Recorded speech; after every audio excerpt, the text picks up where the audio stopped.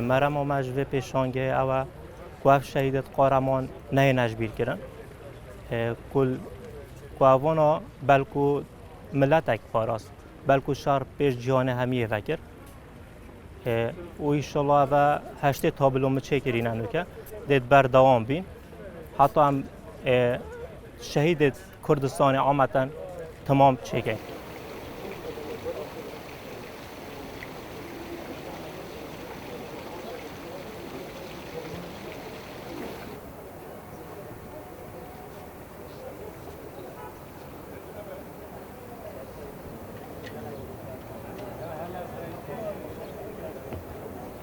اگر بین بر خوب دینی وان وینو هر وینر که جوا دوستانه که هر وینر جوان خمه که وان شهیدیت ها وان گنجیت ها خیلی خوی کردی قربانی بخمت دستو آفریقا آزادانه بجین نفت و خیبت کردستانی دا مخابنی و افخینه هدارتن گله که جوان ایتادی نجبیر کردن دست خوشیل که محمد دید که رابوی ویکاری و هفکاریت گل دا هاری کاری کردی دا اف شهیدیت ها زندید مینه زندید ما دلما دا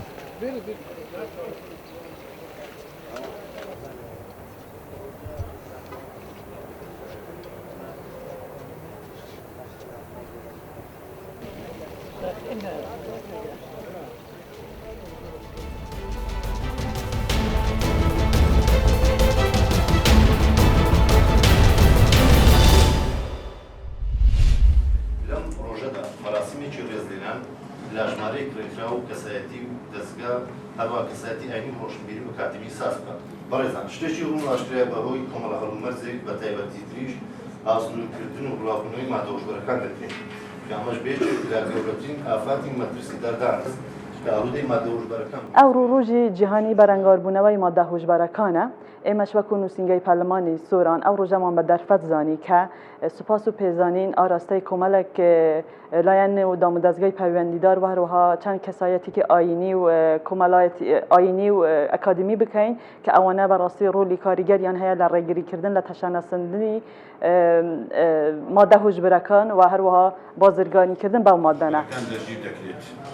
در آبردودا کاری باش کراوه هم لباری مشارکردنەوە هم لبواری چسپاندنی سزا لەسەر تاوانباران لەو باڵێدا کەم تەرخەمیتان نەکردووە ڕۆڵی دیارتان هەبووە بەڕاستی لە هەڵسەنگاندنی دامودەزگاکانی ئەسلاممان ماوە جۆرە وەسمانەساز بکەین ئەوانەی لەو بوارانەی بکات. دیارە بابەتی مادەی هۆشبەر و چۆنیەتی بەرەنگاربوونەوەی بابەتێکی زۆر گرنگە و خۆشبەختانە شتێکێکە لەو بابەتانەی کە هم لەسەر مستەوای حکومی هەمیش لەسەر مستەوای یاساکانیش ینی گرنگی زۆر تایبەتی پێدراوە تەنانەت کۆمەڵگاش با بڵێن جۆرێک لە ئامادەی تێدایە کە بۆ بەرەنگاربوونەوەی ئەمانە. داوی دەرمانیش هەن و حەبانە بەکاردێنن و لە ماڵش دووشی توندوتیژی خێزانی ئەبن.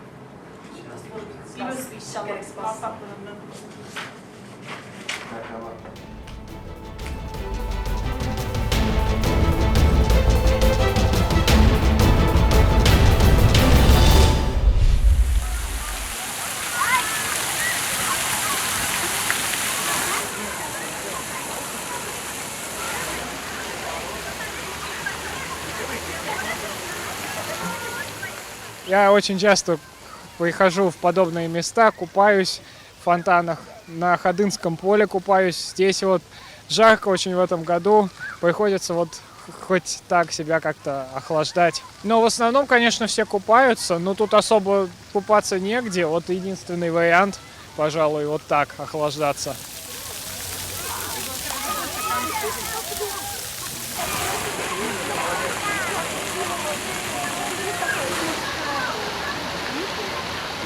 В городе стоит аномальная жара, и очень сложно, конечно, с ней справляться.